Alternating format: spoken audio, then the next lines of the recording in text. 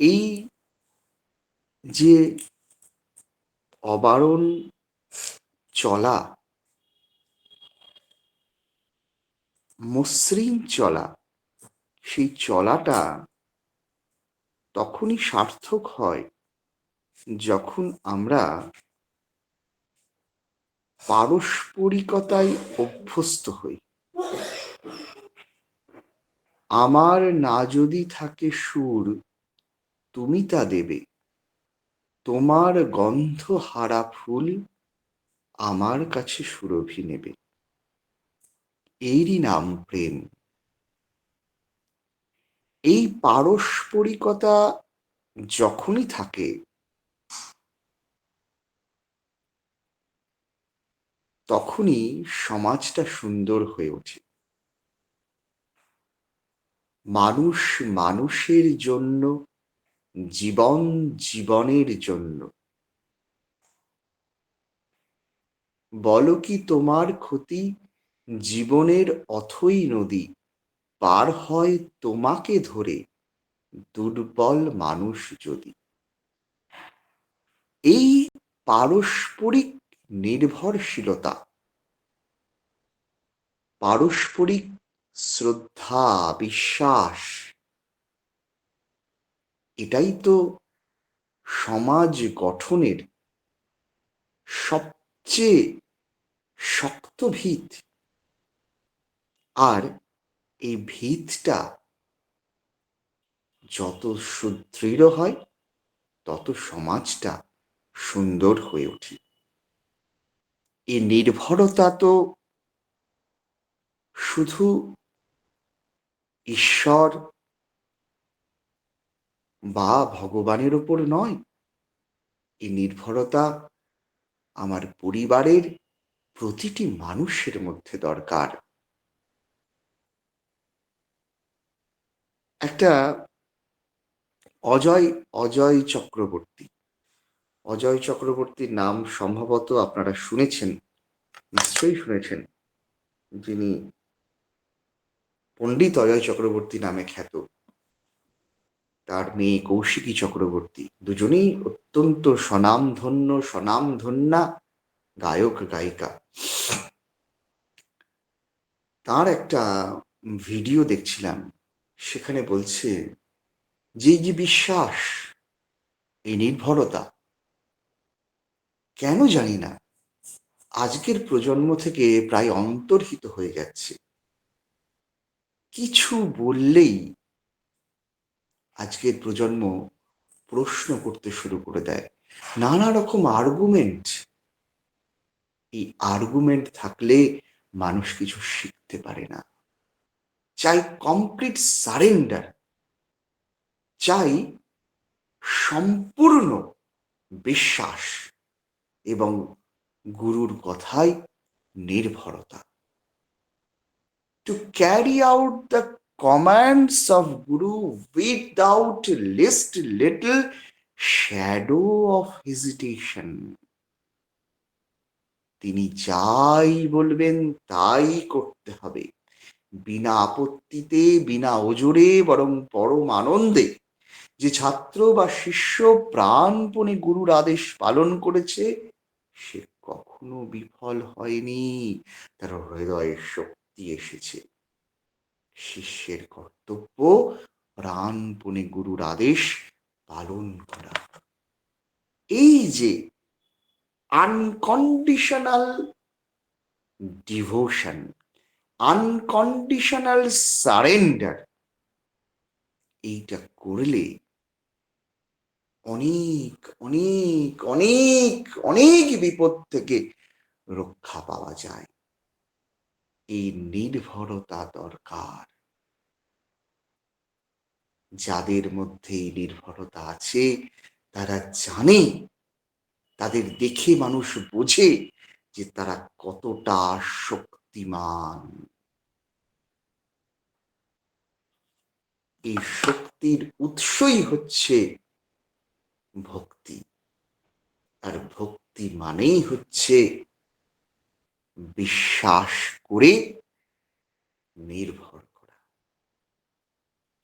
ঠাকুরের যে ছোট ছোট বাণীগুলো আছে, সেই ছোট ছোট বাণীগুলোর উপর বেস করে যদি জীবনটাকে এগিয়ে নিয়ে যাওয়া যায়, তাহলে কতটা কি হতে পারে। আমি দু একটা উদাহরণ দিয়ে বোঝানোর চেষ্টা করছি। মানে বোঝানো কথাটা বলা ভুল, আমাকে মার্জনা করবেন। আমার ক্ষমতা নেই কাউকে বোঝানোর, আমি আবারও মার্জনা চাইছি।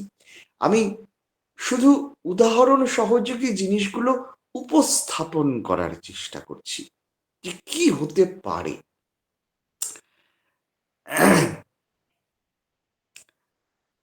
আমি তখন ক্লাস 8-এর ক্লাস টিচার। আমি রোল কল করছি। করতে করতে দেখলাম একটি ছেলে প্রেজেন্ট দিল। সে আগের দিন চারেক সে আসেনি। ধরা যাক ছেলেটির নাম সুব্রত। আমি জিজ্ঞাসা করলাম, হারে সুব্রত, আসিসনি কেন? তো সে এসছে স্কুলে, ডায়েরিতে সে লিখেছে অসুস্থতা, অভিভাবকের চিঠিও নিয়ে এসছে সে। তো তৎসত্ত্বেও আমি ওকে জিজ্ঞাসা করলাম যে আসিসনি কেন? বললো স্যার জ্বর হয়েছিল। আমি বললাম জ্বর হয়েছিল, তার মানে তো তুই নিশ্চয়ই খেলতে যেতে পারিসনি। তখন বললো না স্যার, খেলতে যেতে পারিনি। বিকেল বেলা খুব কষ্ট হতো না, সবাই বন্ধুরা খেলছে, তুই খেলতে যেতে পারছিস না? বললো হ্যাঁ স্যার, খুব কষ্ট হতো, বাড়ির পাশেই তো মাঠ স্যার, যখন ফুটবলটা মাঠের ওপর মানে আওয়াজ হতো, পড়তো, তখন বুকের মধ্যে ধকধক করতো, কি কষ্ট হতো স্যার। আমি বললাম যে এই যে তুই অসুস্থ হয়ে পড়েছিলি বিছানায়, তা এই 4 দিন আসতে পারিসনি, 4 দিন তো খেলতে যেতে পারিসনি না? বললো না স্যার, পারিনি। তা এই 4 দিনের মধ্যে তোর কেউ কোনো বন্ধু খোঁজ নিতে এসছিল তুই কেন খেলতে যাসনি? আর যেই না বলা, একেবারে বারুদে যেন আগুন পড়লো। ছেলেটা একেবারে বাস্ট করলো, না স্যার কেউ আসেনি জানেন। আমি বললাম তোর বন্ধু যারা তোর বাড়ির পাশে থাকে কেউ আছে এখানে? হ্যাঁ স্যার, ও আছে, ও আছে, ও আছে, কেউ আসেনি জানেন স্যার। চিন্তা করে দেখ তোর কিরকম বন্ধু, রোজ একসঙ্গে খেলিস, তুই অসুস্থ, কেউ আসেনি দেখতে, তাহলে কিরকম বন্ধু তুই চিন্তা করে দেখ। তোর কিরকম, সত্যি সত্যি এরা বন্ধু? না স্যার, এরা বন্ধু না, এরা সব শত্রু স্যার, শত্রুর। ও এগোচ্ছে, আমিও এগোচ্ছি, আমিও তাতাচ্ছি, ও তাচ্ছে। এইবার ওকে জিজ্ঞাসা করলাম, তুই রোজ খেলিস বিকেল বেলা? বললো হ্যাঁ স্যার, রোজ বিকেল বেলা খেলি। রোজ সবাই আসে? না স্যার, তা কি আসতে পারে, কেন আসতে পারে না রোজ? না কোনো অসুবিধা থাকতে পারে, শরীর খারাপ থাকতে পারে। যেদিন যে আসে না, কখনো কারোর বাড়িতে তুই গিয়েছিস খোঁজ নিতে যে ও আজকে কেন এলো না? ব্যাস, চুপ।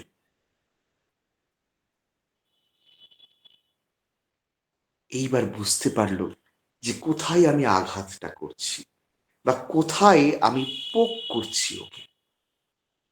তাহলে দেখ, তুই কখনো কারোর বাড়িতে যাসনি, অথচ তুই ভাবছিস, আশা করে আছিস যে তোর অসুস্থতায় লোকে খোঁজ নিতে আসবে।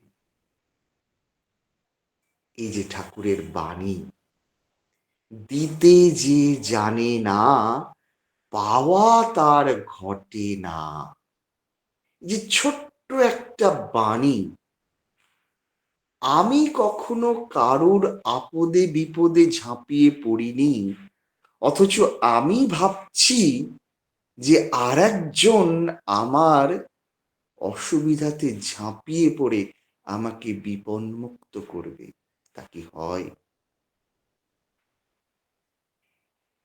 শ্রী ঠাকুর ছোটবেলায় যখন গোপাল লাহিড়ী বিদ্যালয়ে পড়তেন পাবনা ইনস্টিটিউশনে, তখন গোপাল লাহিড়ী মহাশয় গসপেল পড়াতে গিয়ে গসপেলের লুকের একটি বাণী সাম পড়িয়েছিলেন, do unto others as you wish to be done by. আচরণটা আমার কেমন হবে, যেমনটা আমি পেতে চাই, শুধু এইটুকুর ওপর বেস করে যদি চলতে পারি, আর আমার জীবনে চলার পথে কোনো অসুবিধা হবে না। আমার গুরু আমাকে এইটা শিখিয়েছেন। তুমি যা চাইছো মানুষের কাছে, ঠিক তেমনটা মানুষকে দাও।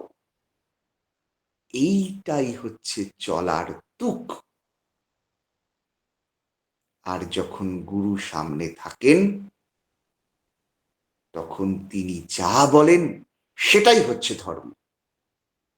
সর্বধর্মান পরিত্যাজ্য মামেকং শরণং ব্রজ অহং ত্বং সর্ব পাপেভ্যো মোক্ষয়িষ্যামি মা শুচো।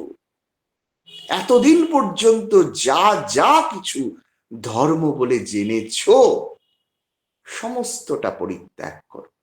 এখন থেকে আমি যা বলছি সেটাই ধর্ম। আমার ওপর নির্ভর করো, শোক করো না। আমি তোমাকে মোক্ষ দান করব। আমি তোমাকে সমস্ত পাপ থেকে উদ্ধার করব। অহং ত্বং সর্ব পাপেভ্যো মোক্ষয়িষ্যামি। শুধু চাই নির্ভরতা। নির্ভর করো, নির্ভয় হেব।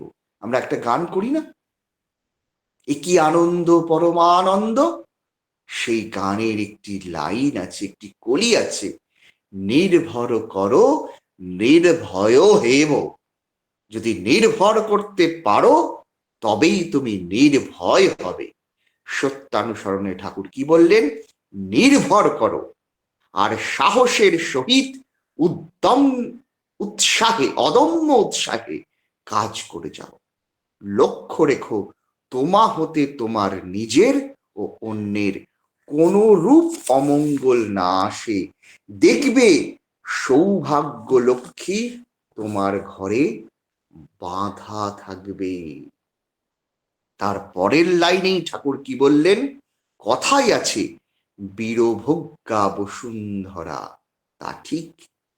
বিশ্বাস, নির্ভরতা আর আত্মত্যাগ, এই তিনটি বীরত্বের লক্ষণ।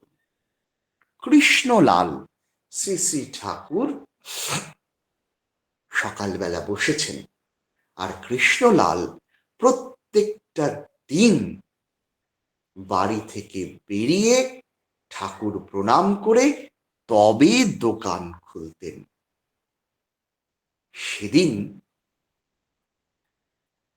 বাড়ি থেকে বেরিয়ে আশ্রমে আসছেন। আশ্রমে আসার পর পথে একজনের সঙ্গে মাঝে মাঝেই দেখা হয়, আর তিনি প্রায় ঠাকুর সম্পর্কে কটূক্তি করেন। আর কৃষ্ণলালদা চেষ্টা করেন তার বোধ মতো তাকে যাজন করতে। কিন্তু সেই দিন এতটাই কটূক্তির মাত্রাটা বেড়ে গেছিল, কৃষ্ণলালদা সহ্য করতে পারলেন না। তিনি একেবারে সিংহ বিক্রমে তার উপর ঝাঁপিয়ে পড়ে হাত দুটো চেপে ধরে বললেন, বল, হিমায়তপুরের ঠাকুর ভগবান বল। কৃষ্ণলালদার আপাত সরল নিরীহ চেহারার মধ্যে ওই যে বীর্যবত্তা, ওই যে বিক্রম, সেটা তিনি দেখে কেমন যেন ভ্যাবা চাকা খেয়ে গেলেন। ঠাকুরের একটি বাণী আছে, পশুর তেজেও বিক্রম থাকে, তুই কেমন তর জন্তু। মানে ভালোবাসার প্রকাশ যদি প্রকাশের মধ্যে যদি বিক্রম না থাকে, ঠাকুর বলছেন একবার বাছুরের গায়ে হাত দিয়ে দেখো দেখি, বাছুরের মা শিং বাগিয়ে তেড়ে আসে কিনা, ক্ষমতা আছে ছোট্ট পুতুলের মতো দেখতে ব্যাঘ্র শাবকগুলোকে কোলে তুলে নেওয়ার, পেছনে মা আছে না? তাহলে এই যে আমার ভালোবাসার বস্তুকে কেউ আঘাত করবে আর আমি সেটা নীরবে সহ্য করব, এই অসৎ নিরোধী পরাক্রম যতক্ষণ আমার ভেতরে না আসবে, বোঝা যায় না আমি সত্যি সত্যি ভালোবাসি কিনা। হিংসাকে যদি হিংসা না করতে পারি, অহিংসার প্রতিষ্ঠা হয় না। কৃষ্ণলালদার মধ্যে সেই বিক্রম সেদিন দেখা গিয়েছিল।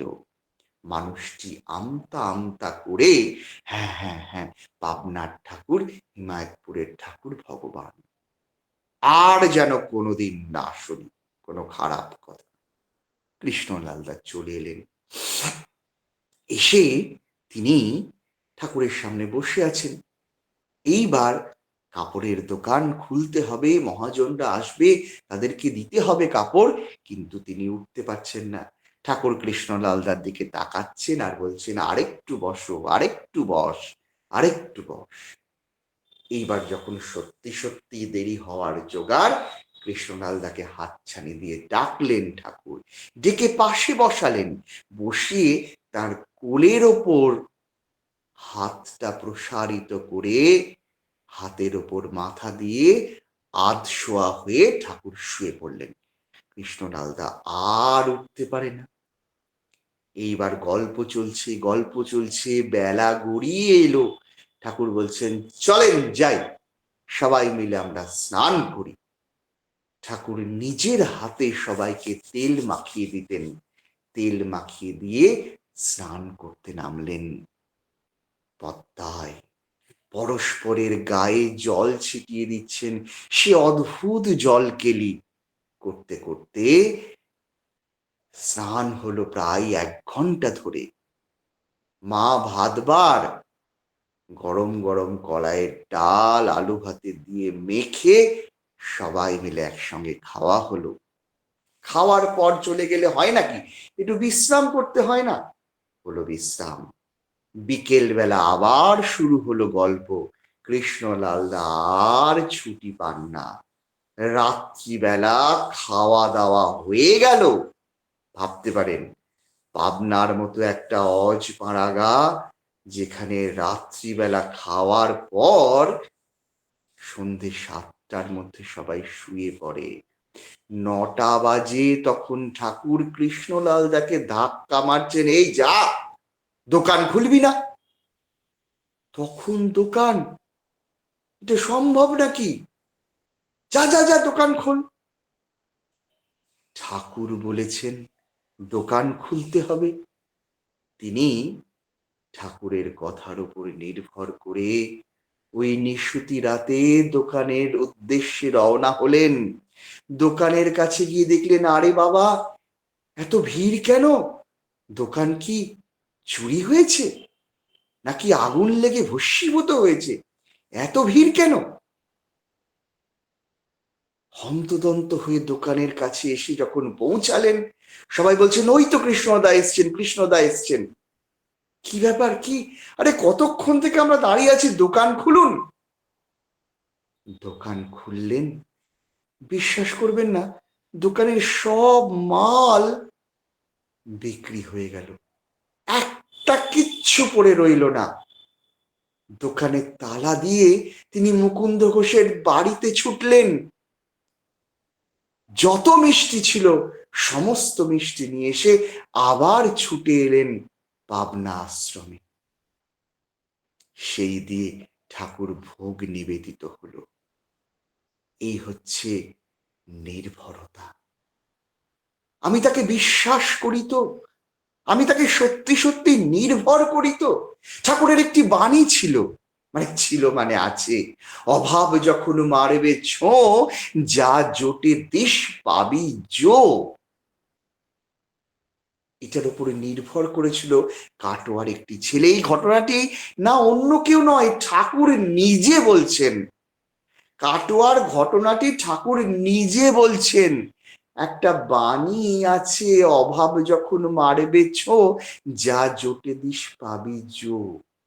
কাটোয়ার একটি ছেলে, বাড়ির বড় ছেলে সম্ভবত, অভাবে পড়েছে, উপার্জন নেই, বাড়িতে খুব অভাব। শুধু এই বাণীটার উপরে নির্ভর করে সে রোজ এখান থেকে সেখান থেকে কলমি শাক তুলতো আর সবার বাড়িতে বাড়িতে দিয়ে আসতো।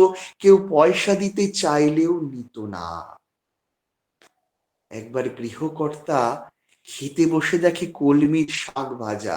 গিন্নিকে জিজ্ঞাসা করলেন যে এই কলমির শাক তুমি পেলে কোথায়? আমি তো বাজার থেকে আনিনি। ও, তোমাকে তো বলাই হয়নি, একটা ছেলে রোজ সেরকম দিয়ে যায়।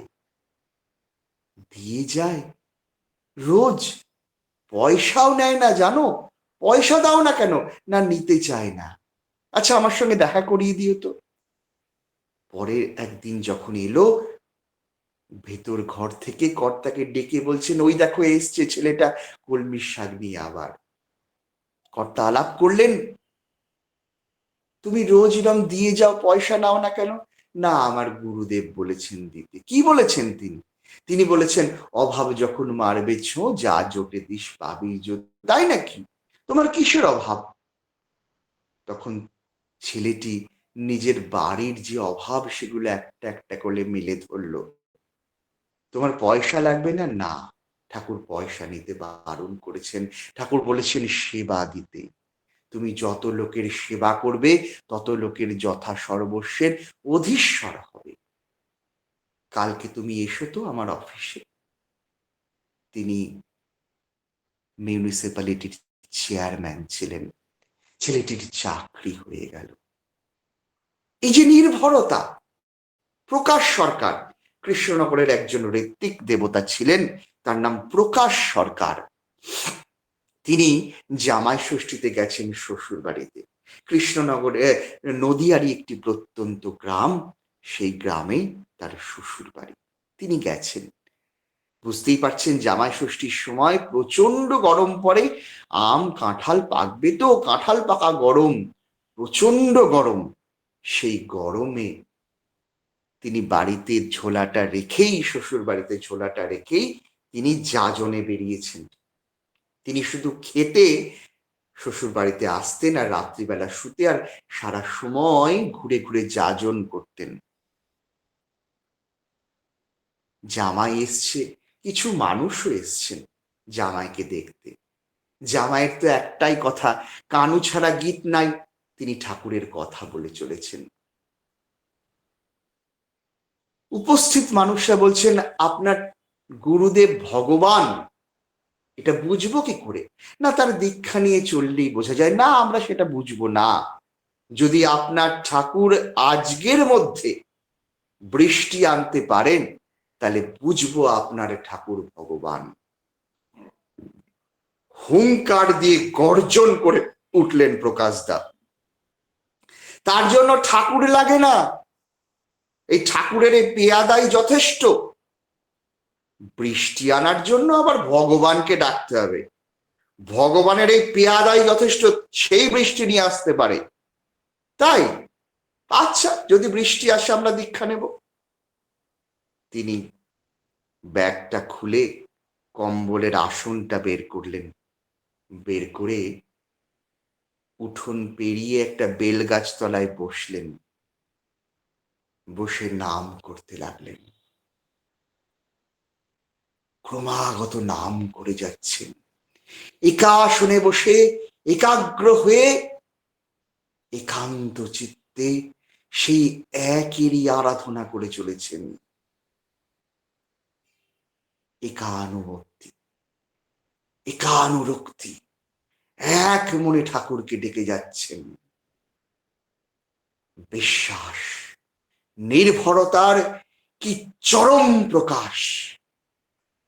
বেলা গড়িয়ে যখন বিকেল হয়ে উঠল,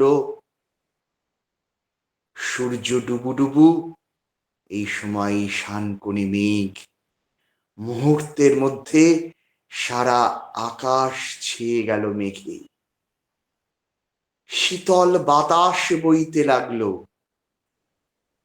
এক ফোঁটা দু ফোঁটা করে যখন বৃষ্টি পড়তে শুরু করেছে, মানুষজনের ভিড় জমে গেছে প্রকাশদার শ্বশুর বাড়ির আঙিনা জুড়ে।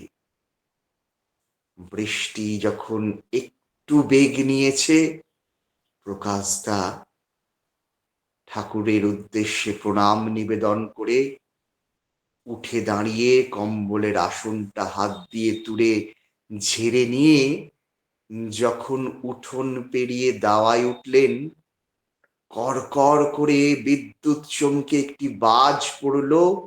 সেই বাজটি পড়ল বেলগাছের ওপর, আর নিমেষের মধ্যে দাউ দাউ করে জ্বলে উঠল বেলগাছটি।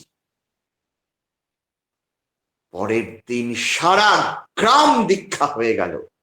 সমস্ত গ্রাম, একটি মানুষও বাদ থাকলো না। এই আনন্দের খবর যখন প্রকাশদা ঠাকুরের কাছে বলতে এলেন, ঠাকুর যেন সেই বিষয়টা নিয়েই আলোচনা করছেন, আর একজনের দিকে তাকিয়ে ঠাকুর যেন বলছেন প্রকাশদাকে উদ্দেশ্য করেই, প্রকৃতির বিরুদ্ধাচারণ করতে নেই, প্রকৃতির কষ্ট হয়, বরং প্রকৃত হয়ে উঠতে হয়। তুমি যেমনতর প্রকৃত হবে, প্রকৃতি তোমাকে তেমনতর উপাধি নিশ্চয়ই দেবেন। এ তো নিত্য প্রত্যক্ষ করছো, তবে আর চাইবে কি? প্রাণপণে প্রকৃত হতে চেষ্টা করো। নির্ভরতার কি চরম প্রকাশ! কত বলবো, কত বলবো। ভূষণ চক্রবর্তী, নির্ভরতার আরেকটি ঘটনা। তখন সম্ভবত আমার সময় শেষ হয়ে এসছে, আমি এইটা বলেই আমি শেষ করছি, বিরাম দিচ্ছি। আগে কিছু বললেন দাদা? বলুন সুভাষদা, বলুন বলুন। ভূষণ চক্রবর্তী তখন দেওঘরে ঠাকুর এসেছেন। দুটো ঘর তৈরি হয়েছে নতুন, সেই ঘর দুটো সবে শেষ হয়েছে, প্লাস্টার হয়েছে, রঙও হয়েছে। ঠাকুর ভূষণ চক্রবর্তী তাকে বলেছেন যে ইদারা থেকে জল তুলে ঘর দুটো ধুয়ে দিতে। বিকেল বেলা ইদারা থেকে জল তুলছেন আর ভূষণ চক্রবর্তী দা ধুয়ে দিচ্ছেন। দিতে দিতে এবার ধোয়া হয়ে গেছে দুটো ঘর, ইদারা থেকে জল তুলে ধুতে আর কতক্ষণ সময় লাগে। এসেছেন ঠাকুরের সামনে। ঠাকুর বড় দালানটা, মানে যেটা এখন মেমোরিয়া, সেটা ছিল বড়াল বাংলো বা বড় দালান বলা হতো। সেখানে বারান্দাতে ঠাকুর বসে আছেন, ভক্তজন সামনে ঘিরে বসে আছেন। ঠাকুর হয়ে গেছে, বাড়ি যাই। ঠাকুর এই সামান্য কথাতে কেন এত অগ্নিশর্মা হলেন তিনিই জানেন। এবার করিব লীলা অতি চমৎকার, আমি হেন নাহি জানি অন্যে কোন ছাড়। তো তিনি ঠাকুর প্রচন্ড ক্ষেপে গেলেন। তোরে কইছি আমি, কাজে বিরাম দিতে তোরে আমি কইছি, যতক্ষণ না কই ততক্ষণ যা ধো। কতক্ষণ লাগে ধুতে আর কি জানি বাবা, বোঝাও যায় না তার কি লীলা, কি যে তিনি চান। আবার বালতি নিয়ে ইদারা থেকে জল তুলে আবার ধুতে লাগলেন। ধুয়েই যাচ্ছেন, ধুয়েই যাচ্ছেন, ধুয়েই যাচ্ছেন। যখন রাত গড়িয়ে গেল, তখন এসে দেখলেন আর পারছেন না, হাত পা টনটন করছে। দেখলেন সেই বড় দালানের বারান্দায়, দালানের ওপর চৌকি পেতে ঠাকুর অঘরে ঘুমাচ্ছেন, আর মাটিতে শুয়ে দু একজন ভক্ত ঘুমিয়ে আছেন। অদ্ভুত ব্যাপার, আমি তোমার কাজ করছি আর তুমি কিনা এখানে অঘরে ঘুমাচ্ছ। কি করেন এখন? আপনারা জানেন যে ঠাকুর বাড়িতে ইচ্ছা মতো যাওয়া যায়, কিন্তু তার পারমিশন না পেলে সেখান থেকে ফেরা যায় না। পারমিশন দিবে কি? পারমিশন দেওয়ার লোকই তো ঘুমাচ্ছে। তিনি মাটিতে পড়ে শুয়ে ঘুমিয়ে পড়লেন।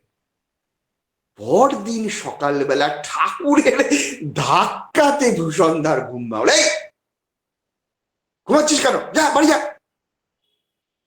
সে আর বলতে পারলো না যে বাড়ি তো যাওয়ার কথা আমার অনেকক্ষণ আগে, তুমিই তো ঘুমাচ্ছিলে, তুমি এখন আমাকে বকছো। হ্যাঁ, উল্টে চোর সিপাহী কো ডাঁটে, সে কথা সে আর বলতে পারলো না। সে গজগজ করতে করতে বাড়িতে এলো। চাটাইয়ের বেড়ার বাড়ি, দুটো প্রকোষ্ঠ, একটিতে ছেলে আর বৌমা থাকে, আর একটিতে ভূষণদা থাকে। বৌমা খুবই ভক্তিমতী, সে মশারি টাঙিয়ে রেখেছে, জল চৌকিতে খাবার ঢেকে রেখেছে, আর হেরিকেনটা নিবু নিবু প্রায়। মশারি টাঙানো আছে, মশারিটা তুলে ভেতরে ঢুকতে গিয়েই চমকে উঠলেন ভূষণদা। মূর্তিমান জম ফনা তুলে দাঁড়িয়ে আছে। ছুটে চলে এলেন ঠাকুরের কাছে, একেবারে ঝাঁপিয়ে পড়লেন ঠাকুরের পায়ে। ঠাকুর, তুমি আমায় বাঁচিয়েছ। পাশে ছিলেন মাস্টার মশাই বসে। ও মাস্টার মশাই, পণ্ডিতদা, তাকে পণ্ডিত মশাই বলা হতো না, কেষ্টদার ছেলে পণ্ডিতদা নন, তিনি ভট্টাচার্য। আমি নামটা এই মুহূর্তে ভুলে যাচ্ছি। তার ছেলে মন্টু ভট্টাচার্য এখন ঠাকুর ভোগ দেন, তাকে মাস্টার মশাই বলা হতো। কি কয় ভূষণ, কি কয়? ওর কুষ্টিটা দেখে দেন তো। তিনি সংস্কৃত পড়াতেন তপবন বিদ্যালয়। ভট্টাচার্য, আমি নামটা এই মুহূর্তে ভুলে যাচ্ছি। ভূষণদার কুষ্টিটা তিনি সাল তারিখ ক্ষণ লিখে নিয়ে তিনি কুষ্টি করতে লাগলেন। কুষ্টি করতে করতে একবার ভূষণদার দিকে তাকান, একবার ঠাকুরের দিকে তাকান, একবার ভূষণদার দিকে তাকান, একবার ঠাকুরের দিকে তাকান। ঠাকুর খালি হাসেন। অবাক হয়ে মাস্টার মশাই ভূষণদার দিকে তাকাচ্ছেন আর ঠাকুরের দিকে তাকাচ্ছেন, আর ঠাকুর তার ভেতর থেকে দুষ্টুমির হাসি যেন উতলে উতলে উঠছে, আর বলছেন কুষ্টিতে কয় কি? ঠাকুর, ভূষণদা, হ্যাঁ হ্যাঁ, কি কয় তাই কন। ভূষণদা বাঁচি আছে? হ্যাঁ, এখনো তো বাঁচে আছে, বেঁচে আছে। কি কয় কুষ্টিতে? আগে ঠাকুর, কুষ্টিতে যে লেখা আছে গতকাল রাতে সর্পদংশনে মৃত্যু। যাস, পরম পিতা বাঁচাই দিছেন। পরম পিতা বাঁচিয়ে দিয়েছেন। পরম পিতা বাঁচাননি, তোমার নির্ভরতা তোমাকে বাঁচিয়েছে। হৃদয় দাও, কখনো হটে যেতে হবে না। আমি কি পারি এরম নির্ভর করতে? ঠাকুরের পারমিশন ছাড়া বেরোনো যায় না আশ্রম থেকে, শুধু এইটুকু নির্ভর করে। এই নির্ভরতা আমাকে বাঁচিয়ে দিয়েছে। আসুন, আমরা এমন নির্ভর করি ঠাকুরকে, এমন ভাবে আমরা তার শরণাপন্ন হই। সদ্গুরুর শরণাপন্ন হও, সৎনাম মনন করো, আর সৎসঙ্গের আশ্রয় গ্রহণ করো। আমি নিশ্চয়ই বলছি, তোমার উন্নয়নের জন্য তোমাকে আর ভাবতে হবে না। ভাবছো বসে চলবে কিসে? ভাববার তুমি কে? ভাববার যিনি ভাবছেন তিনি, তুমি ভাবো তাকে। মন মনা ভব মদ ভক্ত মদ যাজি মাং নমস্কুরু। এভাবে যদি আমার জীবনটা তার পায়ে নিবেদন করতে পারি, তার উপরে নির্ভর করতে পারি, আমি নির্ভয় হবই হব। সকলের ঈশ্বর জীবনে প্রার্থনা করি সকলে ভালো থাকুন। জয় গুরু। জয় গুরু, জয় গুরু। আমার শ্রদ্ধেয় সুভাষ দা আজকে নির্ধারিত বিষয়ের উপরে সুন্দরভাবে তিনি আলোচনা করলেন। শ্রদ্ধেয় দাদার সার্বিক মঙ্গল কামনা করি, প্রিয় পরমে রাতুল জানাচ্ছি চরণে। জয় গুরু দাদা, খুব ভালো থাকবেন, আবারও আসবেন। জয় গুরু।